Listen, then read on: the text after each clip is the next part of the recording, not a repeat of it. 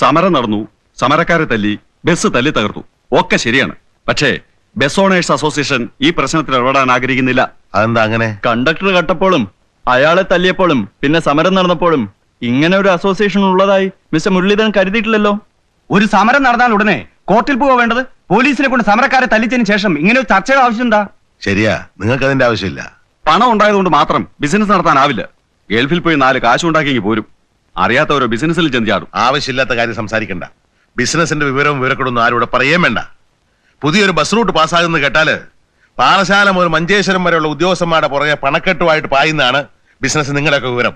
Sir, ഞാനൊരു തുക്കടാ ബസിന്റെ തുക്കടാ മുതലാളി, പോരാത്തതിന് കാക്കിയിട്ടൊരു കണ്ടക്ടറും. എന്നെ ഇവരുടെ കൂടെ ചേർക്കാൻ ഇവർക്ക് ചിലപ്പോൾ ബുദ്ധിമുട്ട് കാണും. മാത്രമല്ല, എനിക്ക് ലയൺസ് ക്ലബിൽ മെമ്പർഷിപ്പ് ഇല്ല, ഡയനേഴ്സ് കാർഡില്ല. നിങ്ങളൊന്ന് മനസ്സിലാക്കണം, മുരളീധരൻ ബസ് വാങ്ങിയത് കട്ടിട്ടോ പിടിച്ചു പറിച്ചിട്ടോ ഒന്നുമല്ല. മറ്റു മുതലാളിമാർ ചെയ്യാറുള്ള പോലെ തൊഴിലാളികളിൽ നിന്ന് പണപ്പിരിവ് നടത്തിയിട്ടില്ല. 3-4 ആൾക്ക് പണി കിട്ടുന്ന ഒരു ചെറിയ ഏർപ്പാട്. ജീവിതത്തിലെ മുഴുവൻ സമ്പാദ്യവും അയാൾ അതിനുവേണ്ടി ചെലവഴിച്ചു. പ്രഭാകരനോടൊരു കാര്യം പറയാം, ഇരുട്ടുകൊണ്ട് ഓട്ടയടയ്ക്കാൻ നോക്കരുത്. നിങ്ങൾ ഈ ഇഷ്യൂസ് മുഴുവൻ ഉണ്ടാക്കിയ ഒരു കള്ളന് വേണ്ടിയാ. ഉത്സവകാലത്തെ കളക്ഷനുമായ മുങ്ങി എന്നുള്ള കാര്യം 100% സത്യമാണ്. അങ്ങനെ ഏകപക്ഷീയമായിട്ട് സംസാരിക്കരുത്. കട്ടവൻ സാറിനോട് ഒന്ന് പറഞ്ഞോ? അവൻ കട്ടെന്ന് വാചക കസർത്തൊന്നും വേണ്ട, ഒക്കെ എനിക്കറിയാം. എടോ, താനൊരു തൊഴിലാളി നേതാവാണെന്നാണല്ലോ പറയുന്നത്. ബസ് തല്ലി പൊളിച്ചുകൊണ്ട് താൻ എന്ത് നേടി? 3-4 തൊഴിലാളികളുടെ കഞ്ഞൂടി മുട്ടിച്ചു. ഒരു പാവപ്പെട്ടവന്റെ ജീവിതം കുട്ടിച്ചോറാക്കി. സാറേ, ഒരു ഇടനിലക്കാരന്റെ ഭാഷയിലല്ല സാർ ഇപ്പൊ സംസാരിക്കുന്നത്. ഞാൻ ബസ് തല്ലി പൊളിച്ചെന്നോ? സമരം ചെയ്യുന്ന തൊഴിലാളികളെ കരുതേച്ച് കാണിക്കാനും അങ്ങനെ സമരം പൊളിക്കാനും വേണ്ടി ഇയാൾ തന്നെ ബസ് തല്ലി പൊളിച്ചത്. അതെ, ഞാൻ തന്നെ ബസ് തല്ലി പൊളിച്ചത്. ആ സമയത്ത് താൻ എന്തിനവിടെ വന്നു? എന്നെ തടയാനോ? എടോ, തന്റെ കരണത്ത് ഞാനിപ്പോ പൊന്നീച്ച പറപ്പിച്ചില്ലേ? ആ പാടല്ലേടോ തന്റെ മുഖത്ത് കരിവാളിച്ച് കിടക്കുന്നത്? ഞാൻ ഗൾഫ് മൂരാച്ചയാണത്രേ. എടോ, ഗൾഫിൽ നിന്ന് വരുന്ന പണമില്ലായിരുന്നെങ്കിൽ നിന്നെ പോലുള്ള ആയിരങ്ങൾ ഇവിടെ പട്ടിണി കിടന്ന് ചത്തേനെ. എല്ലാവരും വേണം ഹിറ്റാച്ചി ടിവിയും നാഷണൽ വിസയറും ഒക്കെ. ഇതൊന്നും ദുബായിലെ മാർക്കറ്റിലെ ചുമ്മാ കിട്ടുന്നതല്ല. നിനക്കൊക്കെ ഗൾഫുകാരനെ പുച്ഛം അല്ലടാ. എടോ മുരളീധരൻ. ഇല്ല സാർ, പിന്നൊരിക്കലും എനിക്കിത് പറയാൻ പറ്റിയില്ലെന്ന് വരും. സുഹൃത്തെ, താങ്കൾ വലിയ നേതാവാണ്, തൊഴിലാളികളുടെ അവകാശങ്ങൾക്ക് വേണ്ടി പടപൊരുതുന്ന ധീരനാണ്. ഞാനൊന്ന് ചോദിച്ചോട്ടെ, തൊഴിലിന്റെ മഹത്വത്തെ കുറിച്ച് തനിക്ക് എന്തറിയാം? താങ്കൾക്കൊരു ബസ് ഓടിക്കാൻ അറിയാം? താൻ ഒരു ദിവസങ്ങളിൽ ഒരു കണ്ടക്ടറായി പണിയെടുത്തിട്ടുണ്ടോ? പോട്ടെ, തനിക്കൊരു ബസ് കഴുകാൻ അറിയണോ? ഇവന്റെ ധിക്കാരം കേൾപ്പിക്കാനായിരിക്കും ഞങ്ങളെ ഇങ്ങോട്ട് ക്ഷണിച്ചു വരുത്തിയത്. എന്താ പൊള്ളുന്നുണ്ടോ? അന്ന് നീ പറഞ്ഞു ഞാൻ ആട്ടിൻ തോലിട്ട ചെന്നായാണെന്ന്. മുതലാളിയുടെ നേരെ തൊഴിലാളികളെ കൊണ്ട് അനാവശ്യമായി സമരം ചെയ്യിപ്പിച്ചിട്ട് അതേ മുതലാളിയുടെ പിൻവാതിൽക്കൽ അയാൾ എറിയുന്ന എച്ചിലേക്കും വേണ്ടി വാലും കൂട്ടിയിരിക്കുന്ന നീ അല്ലടാ ആട്ടിൻ തോലിട്ട ചെന്നായി. എന്താ ഇവനെ കൊണ്ട് എന്നെ തെറി വിളിപ്പിച്ച അതിന്റെ പ്രത്യാഘാതം ഭയങ്കരമായിരിക്കും. നേർത്തരോ, കുറെ കാലമായി കസേര കൊണ്ട് ഞാൻ ഈ തോന്നിയാസം കാണാൻ തുടങ്ങിയിട്ട്. ഒരുത്തനെ കുത്തുവാൾ അടുപ്പിച്ചു എല്ലാവരും തൃപ്തിയായല്ലോ. നെല്ല് കുത്തുന്ന ഒരു മില്ല് തുടങ്ങിയ അവൻ ബൂർഷ്വ, ഒരു സെക്കൻഡ് ഹാൻഡ് ബസ് വാങ്ങിയ അവനും ബൂർഷ്വ. എന്നാ യഥാർത്ഥ ബൂർഷ്വാസിയുടെ ഒരു രോമം തൊടാൻ പോലും ഒരുത്തന് സാധ്യമല്ല. 2 ദിവസം ക്ലീനറായി പണിയെടുത്തവനെ സ്ഥിരപ്പെടുത്താൻ സമരം, കള്ളനെ തിരിച്ചെടുക്കാൻ സമരം, ഒരു കമ്പയിൽ ഒരു കൊടിയും കുത്തി ഇറങ്ങും മുദ്രാവാക്യമായിട്ട്. അതിനാരാ തനിക്കല്ല ലൈസൻസ് തന്നത്? ഒരാൾക്കെങ്കിലും ജോലി കൊടുപ്പിക്കാൻ തന്നെ കൊണ്ട് സാധിക്കുമോ? ഈ ബസ് നിന്റെ തറവാട്ട് സ്വത്താ തല്ലിപ്പൊളിക്കാൻ? അവന്റെ ഇന്ന് കൈക്കൂലി വാങ്ങിച്ചിട്ട് അതാണ് ഇങ്ങനെ സംസാരിക്കുന്നത്.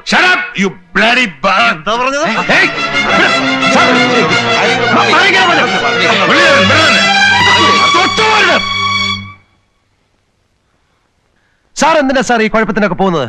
ഇവരെ നന്നാക്കാനോ? എന്റെ ജീവിതം വഴിമുട്ടി എന്നല്ലേ ഉള്ളൂ സാർ. ഇവർ ജയിക്കട്ടെ സാർ, എപ്പോഴും എപ്പോഴും ഇവർ ജയിക്കട്ടെ.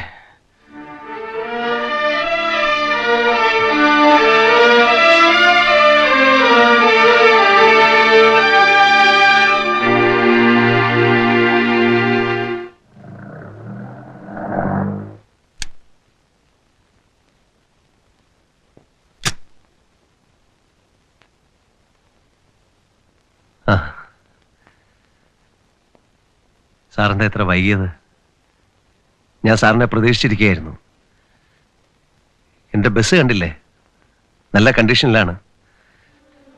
ടയറെല്ലാം നല്ല പെർഫെക്റ്റ് ആണ്, ബോഡിയൊക്കെ ഓക്കെ ആണ്, വൈപ്പർ നന്നായിട്ട് വർക്ക് ചെയ്യുന്നുണ്ട്, ഫസ്റ്റ് എയ്ഡ് ബോക്സിൽ മരുന്നുണ്ട്.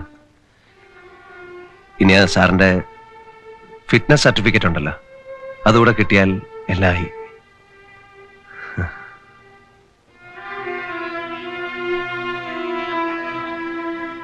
മിസ്റ്റർ മുരളി, മനഃപൂർവ്വം നിങ്ങളെ ദ്രോഹിക്കാൻ ഞാൻ ശ്രമിച്ചിട്ടില്ല.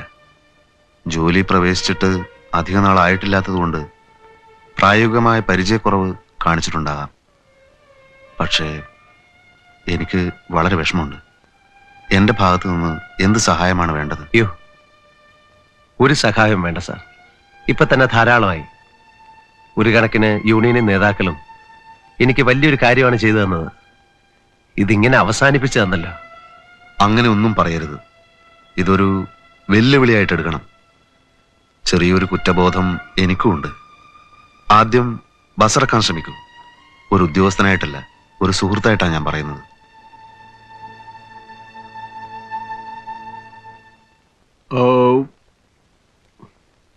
മാമ പായസം. ആ ഓലൻ ഒട്ടും ശരിയായില്ല കേട്ടോ രുക്മിണി. എനിക്കും തോന്നി ശാന്ത ഉണ്ടാക്കിയത്. അങ്ങനെ വരട്ടെ.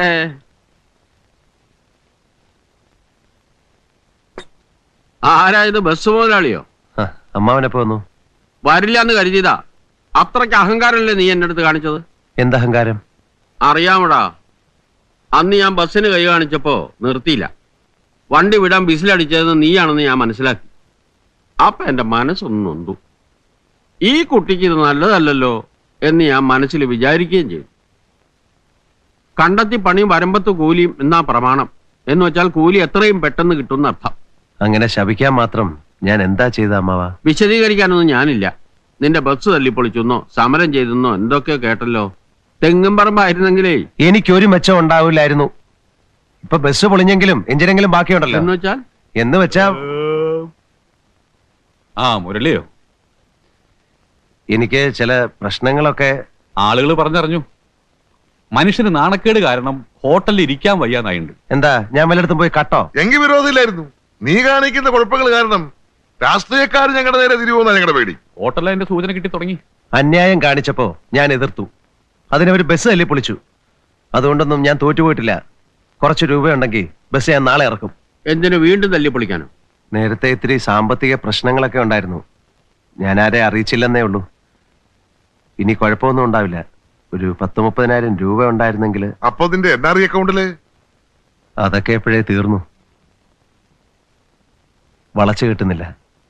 ബസ് ഇറക്കാൻ ചെറിയേട്ടനോ വലിയേട്ടനോ എന്നെ ഒന്ന് സഹായിക്കണം. അപ്പൊ ഞാനൊന്ന് ഇറങ്ങട്ടെ? ഇരിക്കമ്മാവാ, ഇത്തിരി ധൃതിയുണ്ട്. മാവ, ഞാൻ കടം ചോദിക്കുന്നത് പേടിച്ചിട്ടാണോ? അതുകൊണ്ടൊന്നുമല്ല. അവിടെ പറമ്പിൽ പണിക്ക് ആള് നിൽപ്പുണ്ട്, അതുകൊണ്ടാ. ബസ് ഓടി തുടങ്ങിയാൽ ഞാൻ അപ്പപ്പ കടം തീർക്കാം. എനിക്ക് പെട്ടെന്ന് എന്തെങ്കിലും ഒരു ഏർപ്പാടാക്കണം. അപ്പൊ കുമാര, നിങ്ങൾ തമ്മിൽ സംസാരിക്കുക. കടയിലാളില്ല. വലിയേട്ടാ, ഞാൻ പറഞ്ഞത്. എന്തിനാ നീ ഈ പുലിവാലിനൊക്കെ പോയത്? ഏതായാലും നീ ഒരു കാര്യം ചെയ്യ്.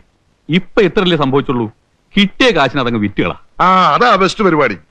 ഞാൻ ചോദിച്ചത് കുറച്ച് രൂപ അഡ്ജസ്റ്റ് ചെയ്യാൻ പറ്റുമെന്നാണ്. സത്യം പറയാലോ, നിന്നെ സഹായിക്കണമെന്നുണ്ട്. പക്ഷേ ഇന്നലെയാണ് ഞാൻ പുതിയൊരു സ്ഥലത്തിന് അഡ്വാൻസ് കൊടുത്തത്. മിനിഞ്ഞാന്ന് വന്നിരുന്നെങ്കിൽ. മുരളിക്ക് അറിയാലോ, 2 പെൺകുട്ടികളുടെ അച്ഛനാണ് ഞാൻ. അവരുടെ കാര്യത്തിനായി എന്തെങ്കിലും കരുതി വെക്കണ്ടേ? കടയിൽ ഊണ്ട തിരക്കായിരിക്കും. അപ്പൊ ഞാൻ പോണു കേട്ടോ. നിന്റെ കാര്യത്തിൽ എനിക്ക് സങ്കടമുണ്ട്. പക്ഷെ എന്താ ചെയ്യാ?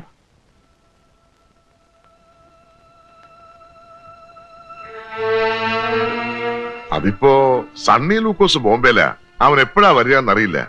ജോണി പാറക്കാടിന്റെ മദറിന് അസുഖമായിട്ട് മെഡിക്കൽ കോളേജിൽ കിടക്കുക. അങ്ങനെയുള്ളൊരു അവസരത്തില് അവനോട് എങ്ങനെയാ ചോദിക്കുക? മുരളി വിചാരിക്കുന്ന പോലല്ല. അബ്കാരി ബിസിനസ് ഒക്കെ ആകെ തകരാറില്ല. വലിയ ലാഭമുള്ള ബിസിനസ് ആണെന്ന് അന്ന് എന്നോട് പറഞ്ഞിരുന്നല്ലോ. അത് അന്ന് തരക്കേടില്ലായിരുന്നു. എന്താണെന്നറിയില്ല, പെട്ടെന്ന് തകിടം മറിഞ്ഞു. സണ്ണി ബോംബെയിലായതുകൊണ്ട് ഒരുപാട് സ്ഥലത്ത് പോകാനും പിടിക്കാനും ഒക്കെ ഉണ്ട്. ഞാൻ ഒരാളായിട്ട് എവിടെയൊക്കെയാ പോവുക? ഈ ആഫീസർമാർക്കാണെങ്കിൽ ഞാൻ ചെല്ലാതെ ഒരു തൃപ്തി വരണ്ടേ? അതുകൊണ്ടാ.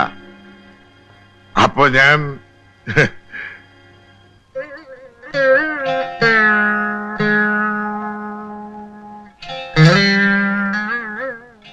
അങ്കിൾ, ഇന്നെന്റെ ഹാപ്പി ബർത്ത്ഡേയാ. അങ്കിൾ ഓണം കഴിക്കാതെ പോവാ? വേണ്ട മോനെ, വിശപ്പില്ല. Happy birthday to U.